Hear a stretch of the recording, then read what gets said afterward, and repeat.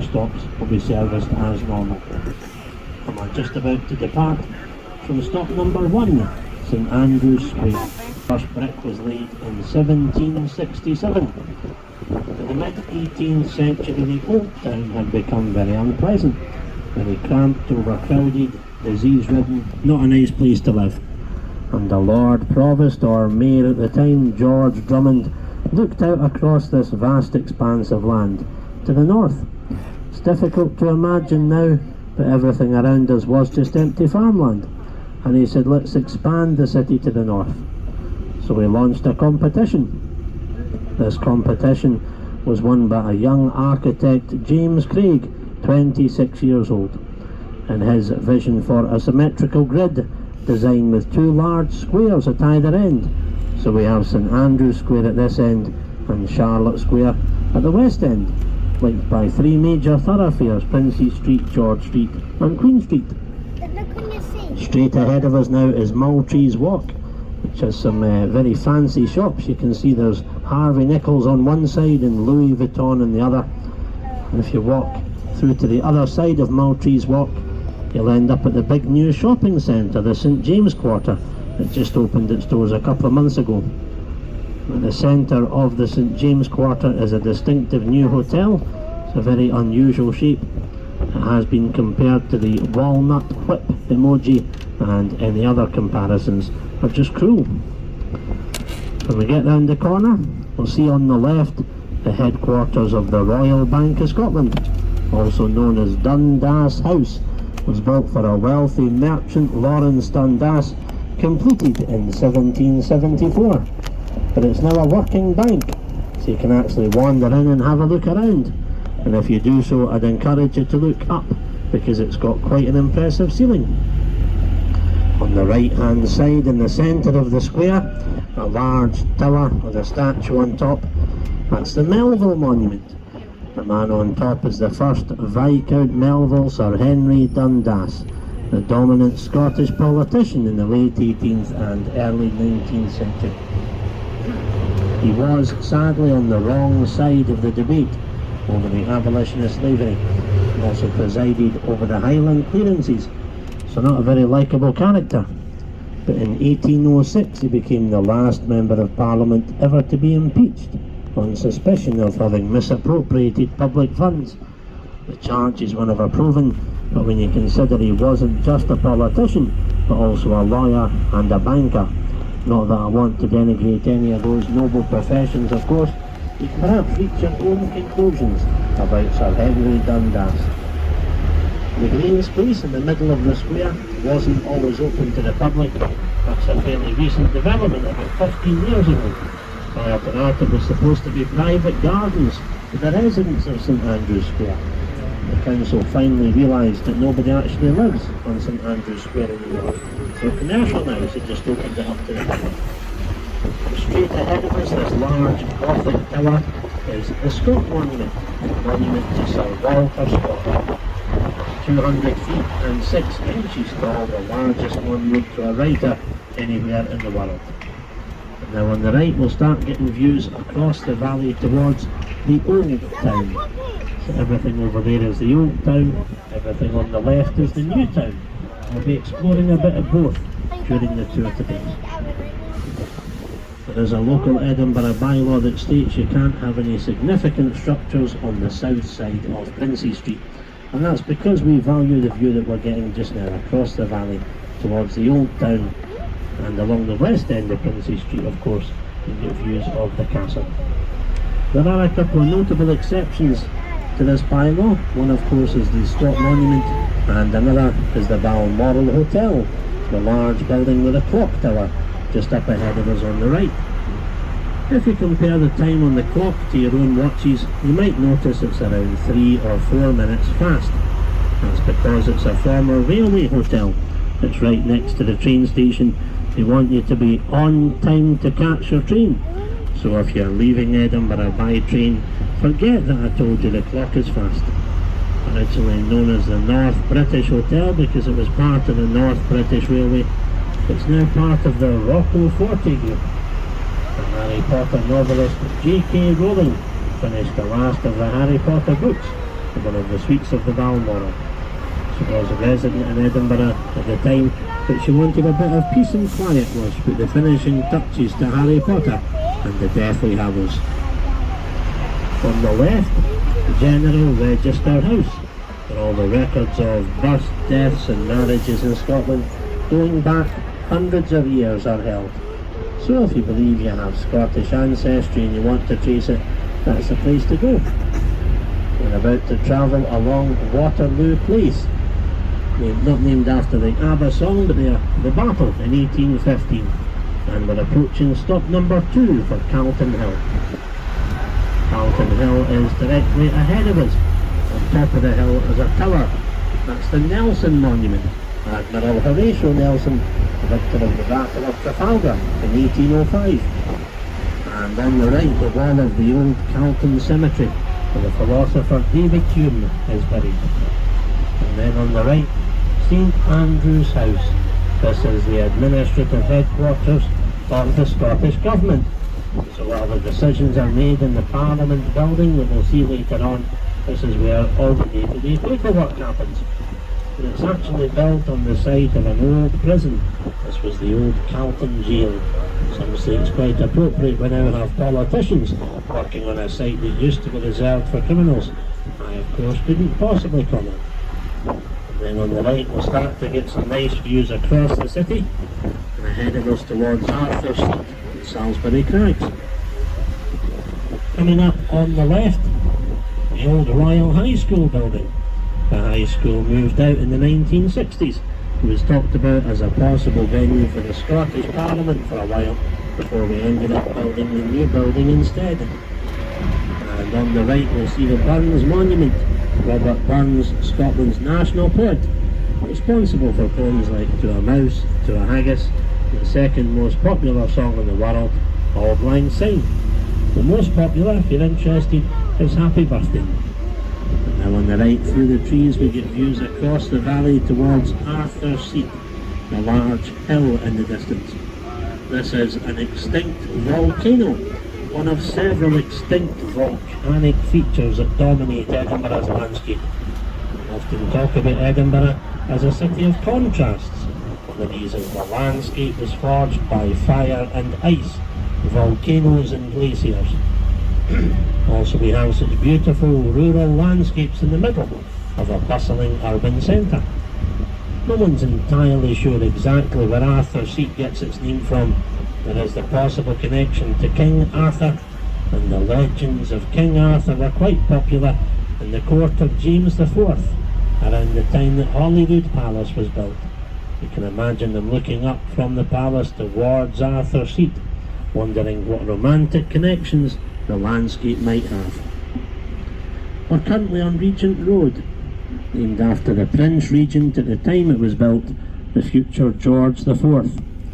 You might have seen a film called The Madness of King George, all about how George III suffered from mental illness towards the end of his life, which is why his son, the future George IV, was appointed Prince Regent to rule the country in his father's name. So Regent Road, built during the reign of the Prince Regent and named after him.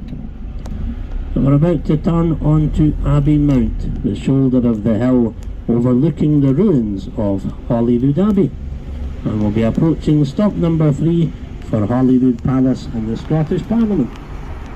I should mention Holyrood Palace is currently closed to the public on Tuesdays and Wednesdays, and the Scottish Parliament has also yet to reopen in the aftermath of lockdown.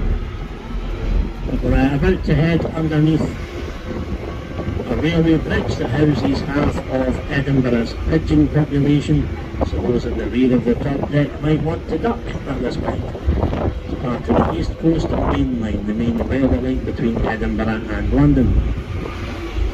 As we emerge from Pigeon Bridge, we'll see on the right a small red sandstone building, a former police station, put there specifically to serve the palace. The palace used to have its own wee police force that looked after it.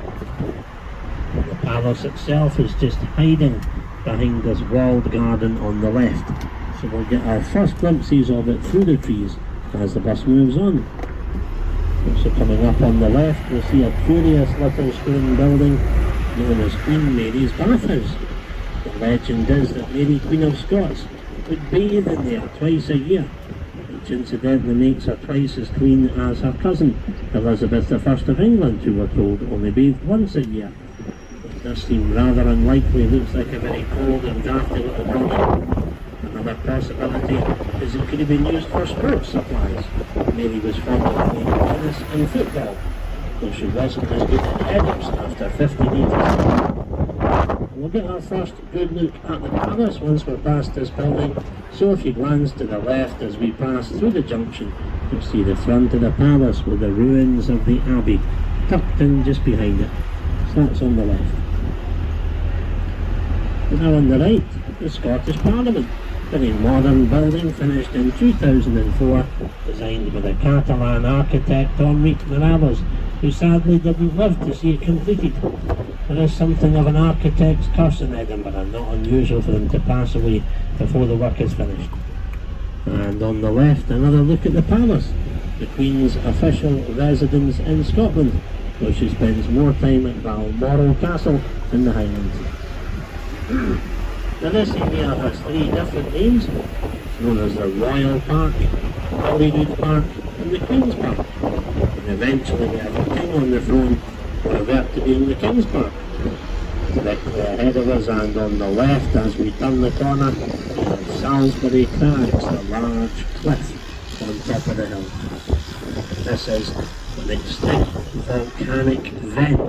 You can imagine that huge slab of rock being pushed upwards by the sheer pressure of the magma underneath. Another indication of the power and the violence of the forces that shaped Edinburgh's landscape.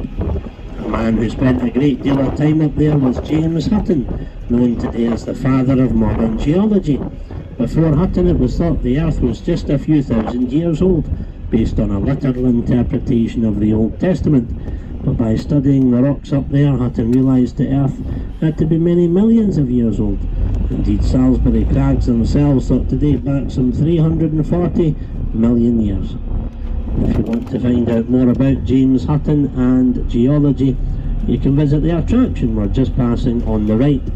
This is Dynamic Earth, and it's stop number 4 on your maps, which is also a useful stop if you want to go walking through the park or climbing Arthur Seat. If you visit Dynamic Earth, you'll have a chance to touch an iceberg, experience an earthquake, and find yourselves in a rainforest. And they have the 4D show, like a 3D film with the special glasses, but with other special effects thrown in as well. So all sorts of exciting things to see and do at Dynamic Earth. We'll get a good view of it now on the right as we turn the corner. We'll see what an appropriate location it is for an exhibition of that kind, framed very nicely by Salisbury Crags, the volcanic feature with a link to James Hutton. You might think it bears a little bit of a resemblance to the Millennium Dome in London. This is no coincidence. It was designed as part of the same national project. This was Edinburgh's Millennium Project back in 1999. You can probably tell by the design of the steps in the front of the building, this area was intended to be an amphitheatre. After they built some flats nearby, it was thought the noise pollution would be too much for local residents, so now it's just a handy turning circle for the buses. On the left, the rocks all the way down the ramp are part of the exhibition. They're all different ages. There's little explanations attached to each one. So as you wander up the ramp, you're travelling through time. Straight ahead of us now, another view of the Scottish Parliament. The shapes above the windows that look a bit like hair dryers are in fact meant to symbolise open curtains. It's meant to say that we have open government in Scotland. Then if you glance to the right as you pass the gap in the buildings at the rear of the Parliament, you'll see some recessed windows. Those are the thinking pods, which were attached to the office of a Member of Parliament. And then on the right we'll see Berkeley House, the former headquarters of the Scotsman newspaper. The building is now home to Rockstar North, the company responsible for the Grand Theft Auto computer game. This area used to be heavily industrial, it used to be dominated by breweries. So what we have there is a very modern industry on the site of a very old one. This area has undergone a lot of regeneration in the past 30 years. So back into the Royal Park, we'll get another view of Salisbury Crags on the right. And coming up on the left, we'll see a turret in the corner of the dynamic earth building. That's left over from when this area was dominated by the breweries, and Queen Victoria hated looking out of her windows at Holyrood Palace and seeing all these breweries across the road. They built that little section of fascinating wall to hide the breweries from Her Majesty's royal gaze. And on the right, the grounds of the palace again, where the Queen normally has her garden party in midsummer. Then as we turn the next corner, we'll get another look at the palace itself. Quite a few important historical events have happened there over the centuries, like the murder of David Rizzio in 1566, and the Council of War in 1745, where Bonnie Prince Charlie made the decision to invade England. On the left, another look at the Parliament, the little ponds outside symbolising the lochs of Scotland, the wooden features on the lower windows symbolise the forests. And on the right, the Queen's Gallery, showcasing works of art from the National Collection. Not actually owned by the Queen, but held in trust by the Queen for the nation. So it's a rotating exhibition in there showing off different parts of the collection. On the left, we'll continue to pass the modern part of the Parliament. We'll shortly see a much older building that's been incorporated into the Parliament complex, Queensberry House. And in 1707 it was home to the Duke of Berkeley, one of the main architects of the Archdeacon, abolished the original Scottish Parliament. We are now approaching stop number 5 for the Cannon Gate, and someone has a little festival. Coming up on the right we see the Cannon Gate Church, which is the church where the Queen chooses to worship when she's in residence at the palace. And in the graveyard is Adam Smith, the famous economist, the author of The Wealth of Nations, and David Rizzio, the personal secretary to Mary Queen of Scots. So that's us now just coming up to stop number 5, so thank you to those that are leaving us here. And just bear in mind folks that we're not stopping at number 6 today, so if you want the middle section of the Royal Mile, it's a case of getting off here and walking up the hill, or number 10 and walking down the hill.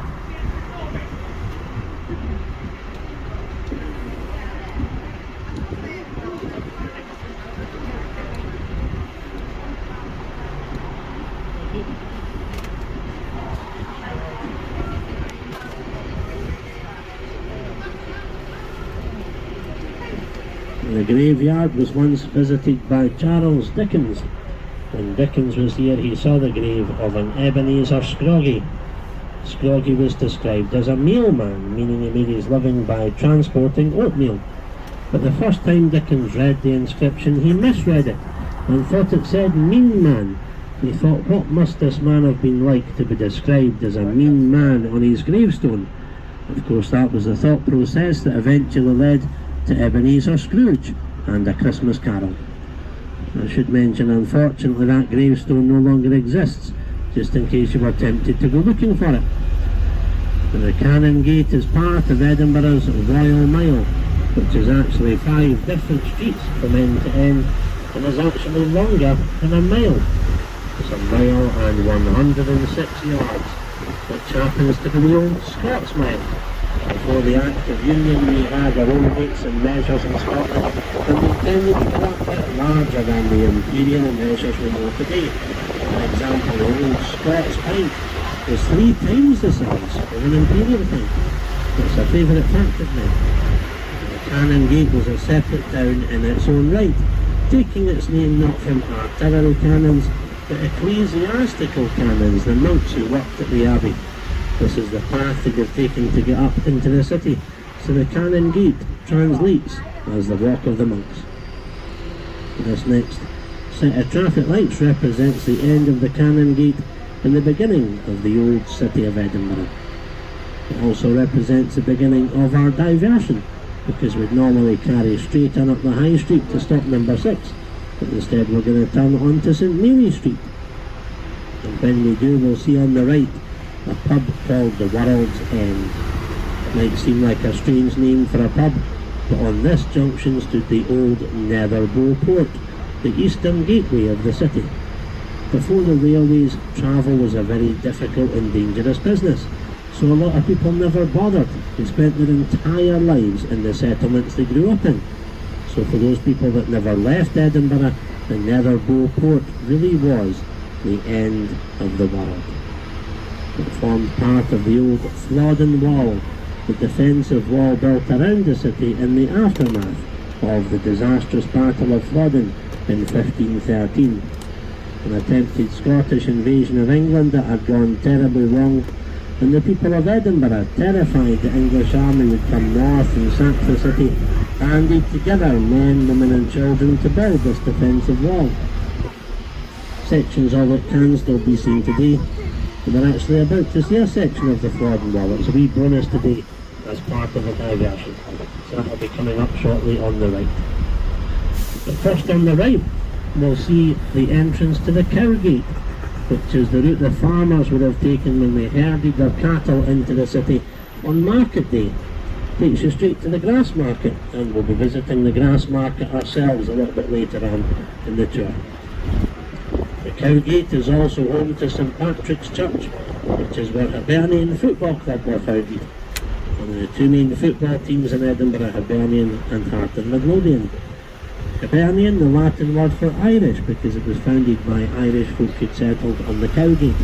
This area used to be known as Little Ireland. And then on the right, you see the Flodden Wall. This is one of the few remaining sections that can still be seen, because after the Act of Union, people felt safe enough to build outside the city walls. They simply cannibalised large parts of the Flodden Wall. There's no bits of it in buildings all over the city. On the left, the Pleasance Courtyard, which is a campus of Edinburgh University, has been used extensively during the Edinburgh Fringe, the big arts festival we have in the city every August. The International Festival, a classical arts festival, the Fringe Group, and the fringes of that all about contemporary arts.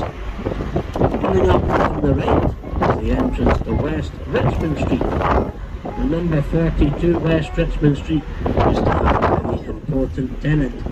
I wonder if anyone can guess who used to live at 42 West Richmond Street.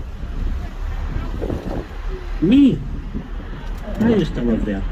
That's obviously the most exciting thing you're going to learn on the tour today. So it's just on the right, if anyone cares. It's the top flat on the right. But this is a popular student area, and the good thing about student areas is there's lots of good value places to eat and drink. So if you do find yourselves in this neck of the woods, there's no shortage of places to stop off for a bite to eat or some refreshment. That includes the South Cider, which is just coming up on the left, and straight ahead of us beyond the next junction is the Pear Tree, which has a massive beer garden, so that's always very popular when the sun shines. In a few moments we'll be turning onto Nicholson Street, and up ahead of us we'll see the dome of Old College, the oldest purpose-built university building in the city. Started by Robert Adam, finished by William Henry Playfair. Robert Adam, another victim of the architect's curse, dying before the building was finished and Playfair taking over, which is why there's a trademark Robert Adam dome on top of the building. Robert Adam was very fond of these domes. But you have the Playfair Library in the interior. Today it's home to the law faculty and the main administrative offices of the university. And it sits on the site of an old house called Kirkafield, which is where the second husband of Mary Queen of Scots, Lord Darnley, was murdered in 1567. In the middle of the night the house was rocked by a massive explosion. Darnley actually survived the blast and staggered outside, but there were assassins lying in wait, and his strangled body was found a short distance from the smoking ruins.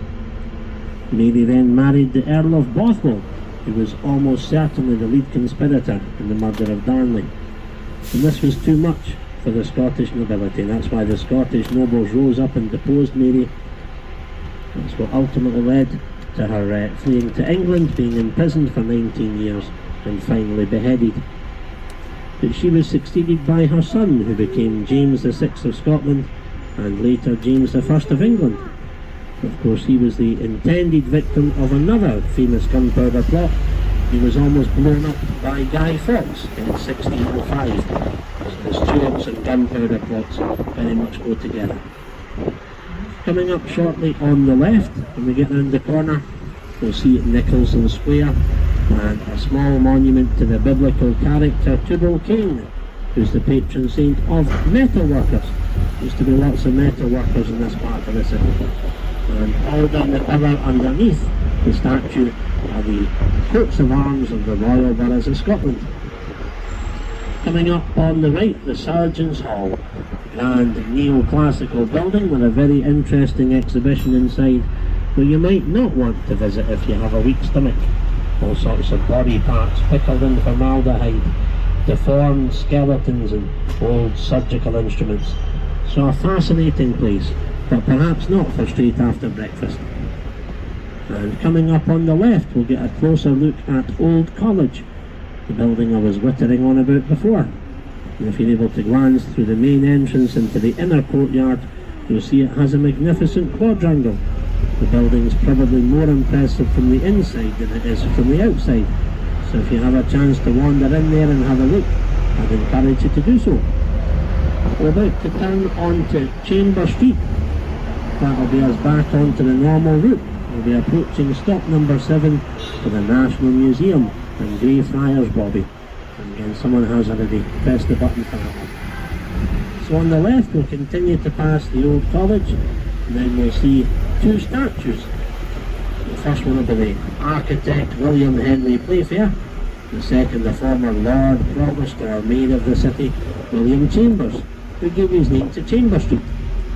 Also coming up on the left, the National Museum of Scotland. This is the original Victorian building, which houses exhibits from all over the world. Once we're past that, we'll see the modern extension, built in the 1990s, which houses exhibits specifically from Scotland. And it's chronological. If you go down to the basement, you'll see examples from pre-history and early history. If you work your way up to the top, you'll find yourself in modern times. So a complete history of Scotland by starting at the bottom and working your way up to the top. But that's us now at stop 7, so thank you to those leaving us here. Enjoy the rest of your day.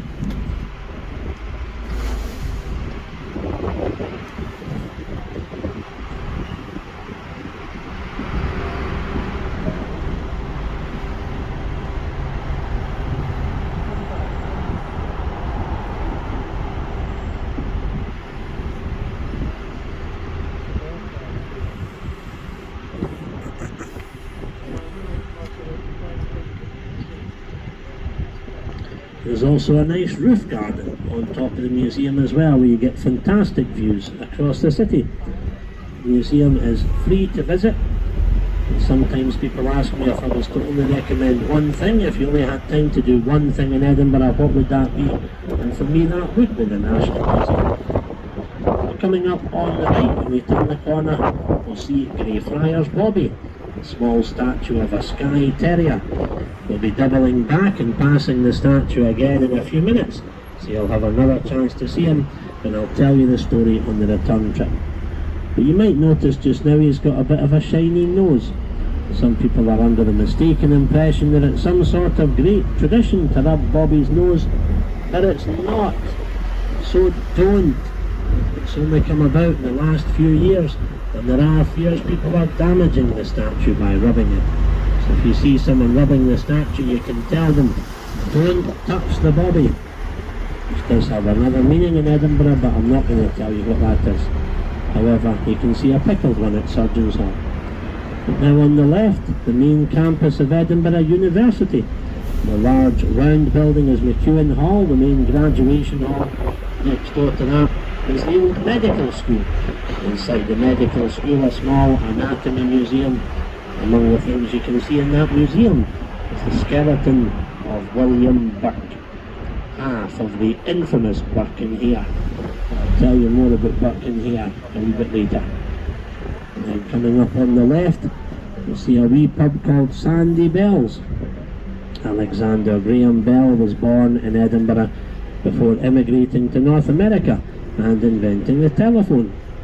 I'm always careful to say North America because I understand there's some dispute between Americans and Canadians about who can actually claim him. But of course it doesn't matter, because he was born here in Edinburgh. He was 23 when he moved to Canada, so he had a Scottish education. That's what matters. Well, we're going to see Greyfriars Bobby again as the bus turns the corner. The statue will be on the right hand side as we turn. And it's the famous story of a Skye Terrier who sat on top of his master's grave and guarded it for 14 years after his master's death, eventually being taken into the hearts of the people of Edinburgh and granted freedom of the city. The Lord Provost, William Chambers, whose statue we saw in Chamber Street, stepped in and bought Bobby's licence at the time that he was in danger of being put down as a stray.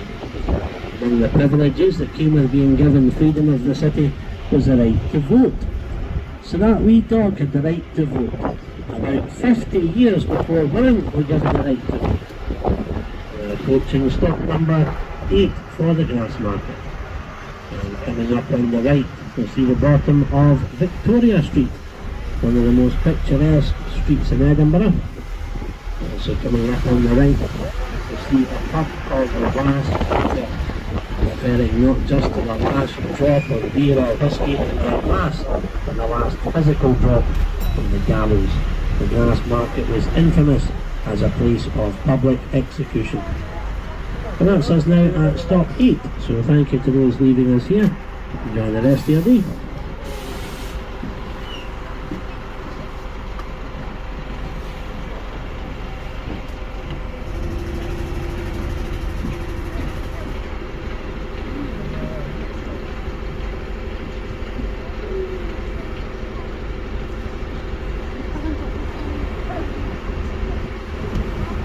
The Grassmarket is also where the cattle would be brought on market day. After being herded down the Cowgate, here they'd be sold directly to the butchers or the fleshers, as they were known.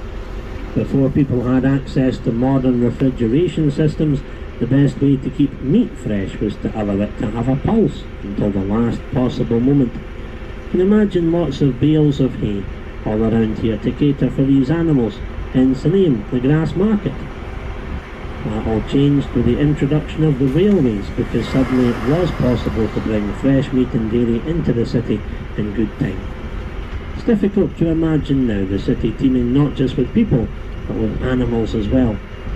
If you go to an attraction called the Real Mary King's Close, you'll see an urban cowshed from the 18th century. Today, as you can see, the Grassmarket is a popular place for pubs and restaurants. So if you're looking for somewhere to go for a meal or a drink later on, you can do a lot worse than coming back to the Grassmarket. Coming up on the right, you'll see the White Hart Inn, spelled H-A-R-T, which is the old word for a stag. It's one of the oldest pubs in Edinburgh. It dates back to 1516. And above the buildings on the right, a good view of the castle here. One of my favourite views of the castle from the Grassmarket. And we'll get a closer look at it a wee bit later. We're about to pass through the site of the West Port, the western gateway of the city. When we get a wee bit further up the hill, you'll see on the right a large grey office building, an example of 1960s brutalist architecture called Argyll House. And it sits on the site of an old boarding house that in the early 19th century was run by two gentlemen called William Burke and William Eyre. Edinburgh had the finest medical school in the world at that time. Medical schools require bodies for dissection. These were notoriously difficult to get hold of, so you had people sneaking into graveyards after dark, digging up freshly buried corpses and carting them off to the medical school to be sold to some of the less scrupulous of the surgeons. But Burke and Eyre were not interested in grubbing around in graveyards after dark. They developed a more direct method of acquiring the bodies. They became serial killers. They would lure people back to the boarding house, the site of which is now on the right, get them drunk, pin them to the ground, smother them, and then cart the bodies off to be sold to the infamous Dr. Robert Knox, the surgeon they were acquainted with. They were eventually caught. Eyre turned King's evidence and testified against his friend, in exchange for his own freedom, but Burke was hanged in front of 30,000 people. Now approaching stop number 9 for Johnston Terrace. As we turn the corner, up ahead of us, another fantastic view of the castle. Sat on top of another extinct volcano. During the last ice age, a glacier flowed from the west, crashed head-on into the volcano and split in two, carving out the valleys on either side, leaving behind this crag and tail formation, steep cliffs on 3 sides of Castle Rock, and a gentle slope to the east. Above us on the left we'll see the large windows of the Great Hall. The windows after that belong to the royal apartments, where Mary Queen of Scots gave birth to her son, the future James VI of Scotland, and 1st of England. And we'll see the half-moon battery, the circular platform for the cannons, and we begin to see the tail of the crag and tail from the castle esplanade, the parade ground where the Royal Military Tattoo normally happens every August, a military display of music and marching bands that happens as part of the international festival. Didn't happen last year for obvious reasons, and sadly didn't happen this year either because they couldn't get insurance for it because of the ongoing uncertainty. Then on the left, the rear of the Scotch Whisky Experience, a converted school, and the old St John's Tollbooth Kirk, which is now the hub centre for the international festival. And the spire of the hub is the highest point in the city of Edinburgh. We're now approaching stop number 10. We'll be stopping there automatically, so you don't need to worry about that. It's the main stop for the castle, the Camera Obscura and the Whisky Experience, all of which are up the hill, and Mini King's Close, which is down the hill. Coming up on the left, you'll see a building with a golden hawk outside it, which is Gladstone's land, a restored 17th century merchant's house run by the National Trust, filled with antiques from the time, staffed by enthusiastic volunteers who tell you all about what you can see in front of you. On the ground floor into an ice cream parlour. Now, pulling up to stop number 10, so thank you to those leaving us here, enjoy the rest of your day. For those that are staying on the bus, we'll just take a wee break here. We'll get underway again very shortly. And Mr Hyde. So coming up on the left, the signs outside the pub will show us the two different sides of the man's character. So from this angle we'll see the respectable gentleman. When we get round the corner we'll see the other side of the sign and the other side of Deacon Brodie. In the meantime, up ahead of us is the crown spire of the High Kirk of St Giles, sometimes referred to as a cathedral. It was a cathedral historically, but it's now part of the Church of Scotland, which doesn't have bishops. For a church to be called a cathedral, it has to have a resident bishop. So while St Giles is a historic cathedral, it's not actually a current cathedral. It's most famous for its association with a fiery Reformation preacher, John Knox. He's buried behind St Giles in what used to be a graveyard, but it's now a car park, and he's underneath parking bay number 23. So some days he's a BMW, others a simple white van. There's been a church of some description on that site since the 9th century, but the oldest existing part of the structure today are a couple of the central pillars which date back to the 1100s. The crown spire dates back to the 1400s, so that's been looking down over the city for the past 600 years. And a lot of the Gothic facade of the exterior is Victorian. So it's not an easy answer when someone asks, how old is St Giles? It's a complicated building. In that section of the High Street ahead of us is where you'll find all the various meeting points of the different ghost tours that operate in the city. Now on the left, the two sides of Deacon Brodie, gentleman by day, burglar by night. And up ahead of us, the former headquarters of the Bank of Scotland, which is now the museum on the Mound. Museum all about money and banking, ironically completely free to go and visit. And now on the right we get views across the valley towards the new town. So we're now in the process of leaving the old town and travelling towards the new. We're also approaching stop number 11 for Princey Street and the National Gallery. Coming up on the right, we'll see a small monument to the Black Watch, one of the historic Scottish regiments in the British Army, now amalgamated into the Royal Regiment of Scotland. And then on the right, we'll see the two gallery buildings, the Scottish National Gallery and the Royal Scottish Academy, both designed in the neoclassical style by William Henry Playfair, both contributing to one of Edinburgh's nicknames, the Athens of the North, contrasting with the other great nickname for the city, which is Auld Reekie, meaning old smelly. It's once again a Jekyll and Hyde city, a city of contrasts, Auld Reekie and the Athens of the North. On the left, Princes Street Gardens, beautiful idyllic place to go for a walk and a picnic when the sun's shining, but it wasn't always the case. This used to be the Nor Loch. The valley was flooded in the 1400s to form an extra defensive barrier for the castle and the old town. And over the years all the muck and filth and sewage of the old town flowed down the hill into the Nor Loch and became very unpleasant indeed. Little more than an open sewer. Reports from the time say that a crust had formed on top, and inhaling the fumes could result in hallucinations. So thank goodness they drained it in the late 18th century. We may have the gardens that we see today. Now entering the new town, turning onto Hanover Street, named after the German roots of the royal family, and up ahead of us we'll see a statue in the middle of the junction, which is George IV. He visited Edinburgh in 1822. The sculptor has been rather kind to George IV. He wasn't the tall, slim, commanding figure that we see on top of the plinth. He was in fact rather shorter and rather wider than that. When he visited Edinburgh, he wore the kilt.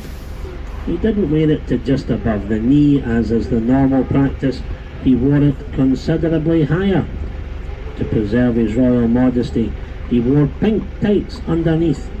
So he must have been quite a sight, this wee man waddling around in his tiny kilt and pink tights. A reception was held for him at the Assembly Rooms on George Street, and afterwards he insisted that all the ladies lined up so he could kiss them all one by one. The man had terrible breath, however appalling halitosis. So Georgie, Porgy, Pudding and Pie kissed the girls and made them cry. On the right just now is the Royal Society building, made of much lighter stone than the other buildings round about. The stone is slightly porous, meaning whenever it rains the water gets slightly under the surface and it's almost self-cleaning, which is why it doesn't have the same levels of dirt and grime sticking to it as a lot of the other buildings do. Most of the buildings in the new town are made from Craigleith sandstone, which does have a habit of accumulating lots of dirt and muck over time. It's difficult to clean without actually damaging the stone. The Royal Society itself is a charitable organisation that brings together great scholars and academics. Coming up on the left, the building with all the flagpoles sticking out the front, is the Assembly Rooms. You might catch a glimpse of the chandeliers through the first floor windows. So that's where that reception was held for George IV. It houses a magnificent Georgian ballroom and music hall. It was used extensively normally during the Edinburgh Fringe. Now, George Street was intended to be the main thoroughfare through the new town. It runs right through the centre and links the squares at either end, which is why it has the privilege of being named after George III himself, the ruling monarch at the time the new town was designed. But people preferred Princes Street because of its views of the castle. So that's why Princes Street rather than George Street evolved as the main thoroughfare. George Street has come into its own in recent years. It's home to lots of exclusive shops, bars and restaurants. Coming up on the left we'll see a model of a lighthouse above one of the doorways.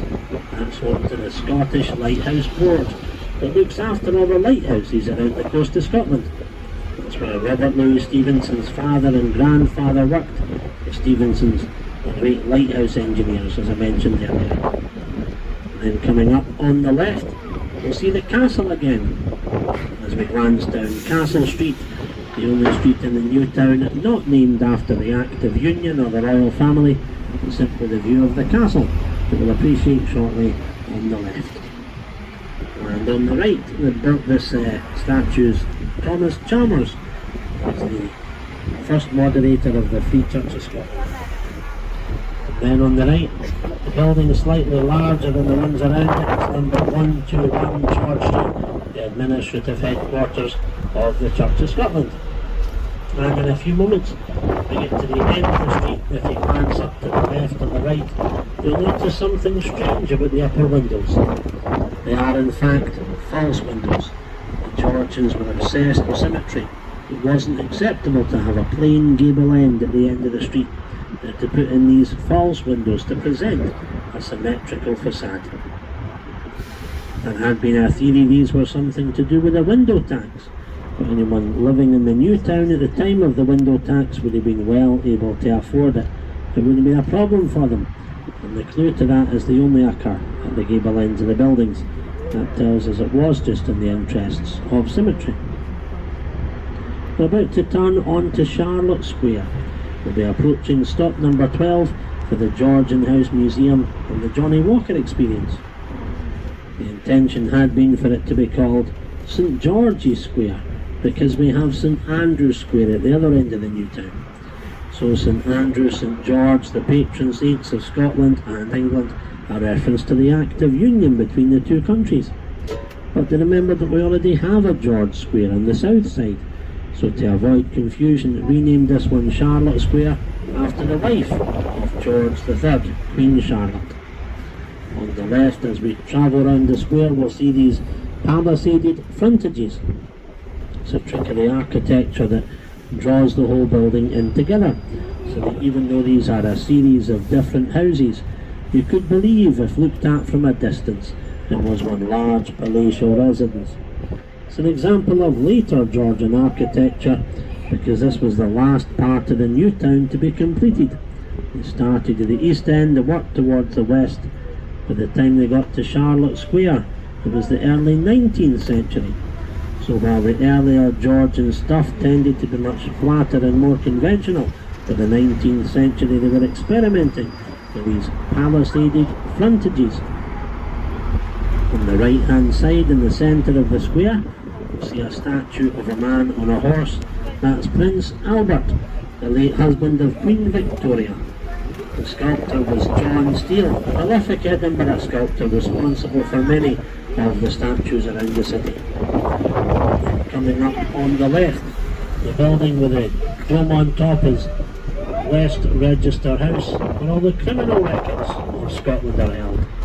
So if you've already been to General Register House and discovered some of your ancestors were criminals, that's very good news, because you can then go to West Register House and find out even more about them from the court records. It was originally St George's Church. In the 1960s, though, it had become Edinburgh's very own Leaning Tower of Pisa. The foundations were not appropriate for a building of that size. It had begun to list very badly. The church couldn't afford the repair costs, were forced to sell the building to the government. The government fixed the problem and became West Register House. And then when we get around the corner, we'll see on the left a blue door number 7, which is the Georgian House Museum.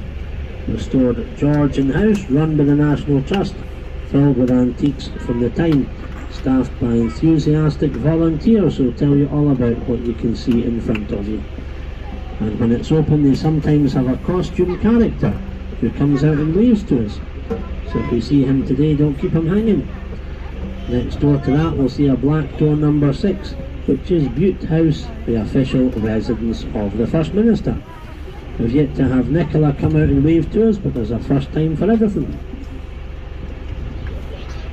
You do see it on the news from time to time. They have cabinet meetings and press conferences in there. If you've seen a press conference with Nicola Sturgeon, there's a large mirror in the background. That's from the interior of Butte House. So we'll see all that when we get round the corner. That'll be on the left. We'll also see the north side of Charlotte Square, and a classic example of a palisaded frontage. The north side was the side It was completed during the life of the architect Robert Adam. I mentioned Robert Adam earlier, who said he was another victim of the architect's curse.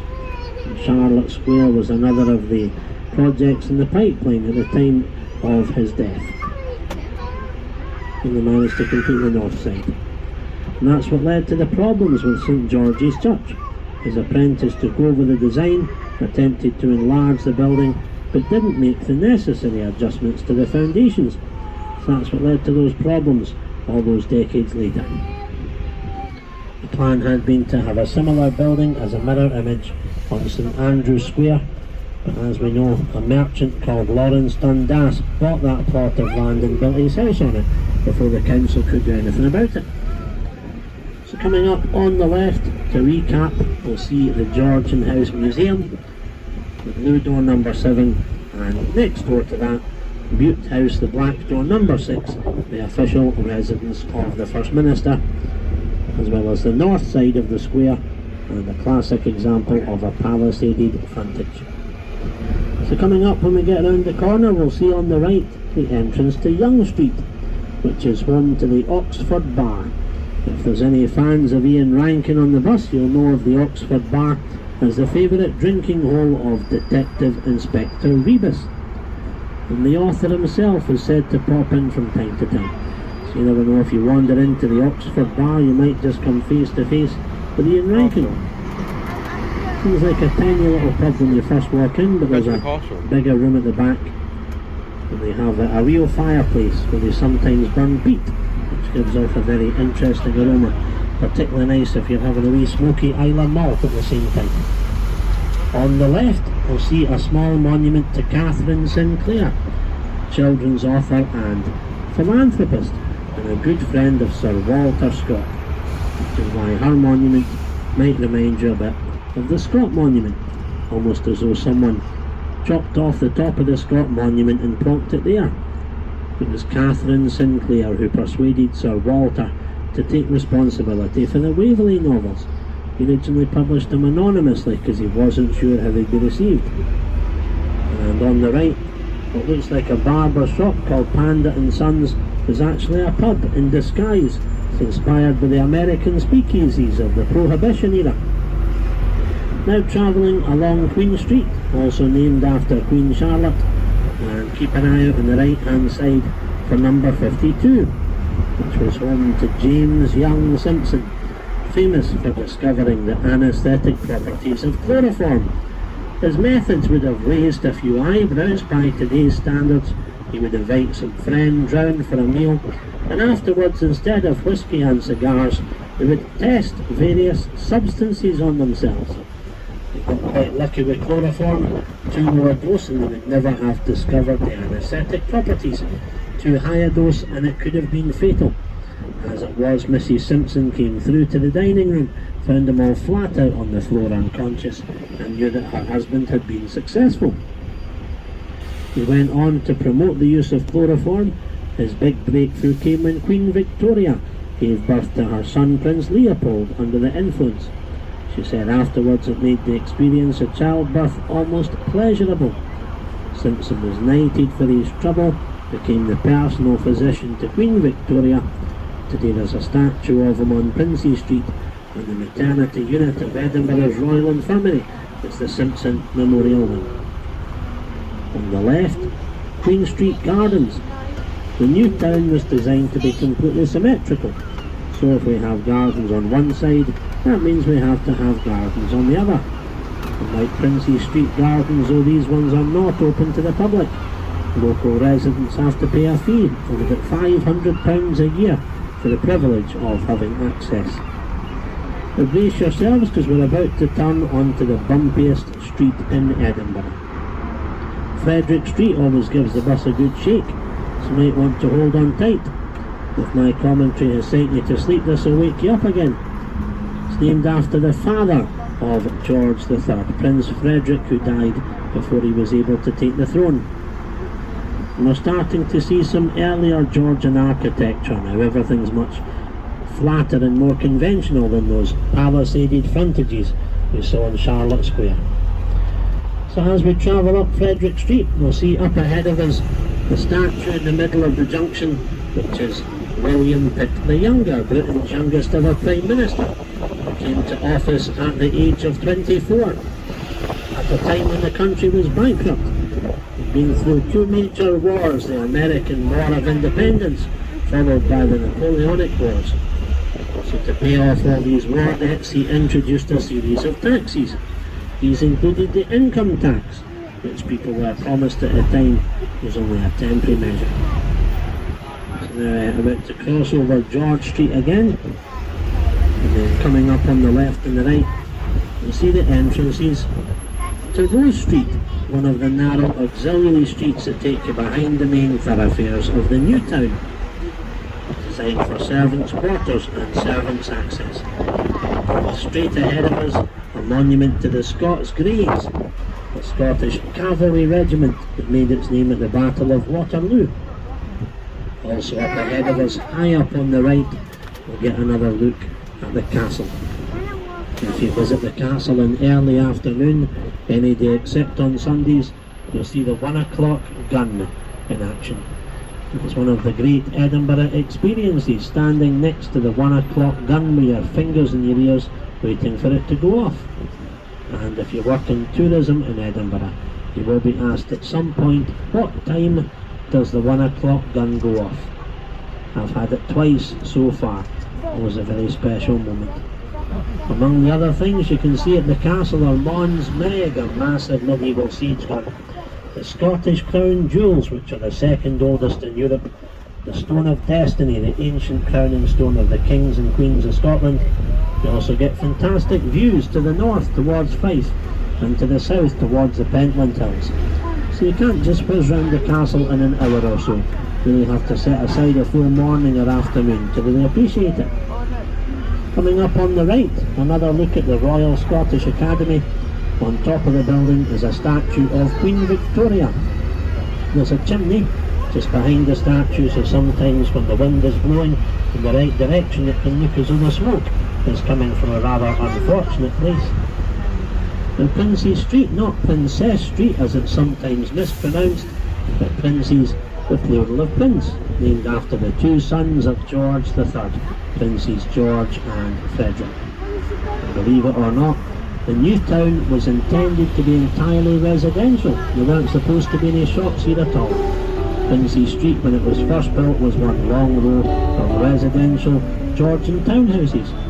But people began trading out of their doors and their windows, and as a result, Princes Street today very heavily commercialised.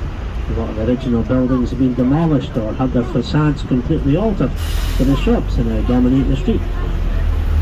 Coming up on the left, another of the entrances to Roe Street, and on the left just now is Jenner's department store, which is currently closed, undergoing refurbishment. No one's sure exactly what's going to happen with it because there's been conflicting reports. Some reports have said it's going to be turned into a hotel. Other reports have said part of it will be retained as a department store. So we're just going to have to wait and see what's going to happen with Jenner's. It was founded in 1838 by two gentlemen, Charles Kennington and Charles Jenner. The story goes that they were both working in a draper's shop in Leith, but one day they bunked off and went to the races in Musselburgh. But their boss was also at the races and he noticed them. They were both sacked the next day, but they used their winnings from the races to go into business together. Obviously they're hugely successful.